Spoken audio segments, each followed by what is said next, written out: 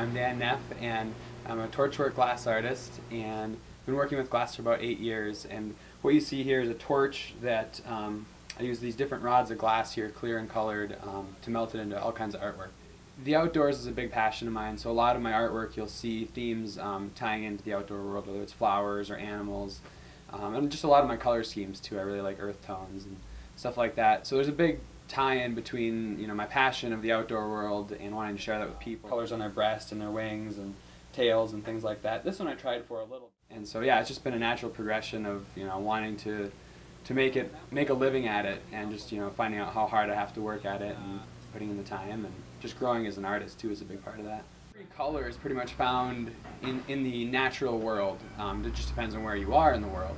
So it's kind of a broad statement to say I just use color schemes that are found outdoors, but in a sense, my personal preference is earth tones. Now, I know that I can't just make brown flowers all day. I have to make red ones and yellow ones and everything like that.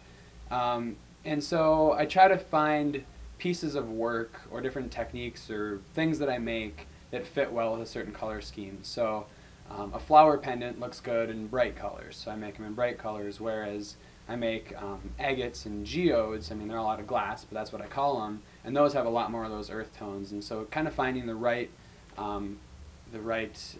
piece of artwork for the right color scheme is a big challenge of mine. Yeah, it's just constant learning. As soon as you think you master a technique, then something else comes along and you start back at square one and you feel like a beginner, just like your first 3 months on the torch or whatever.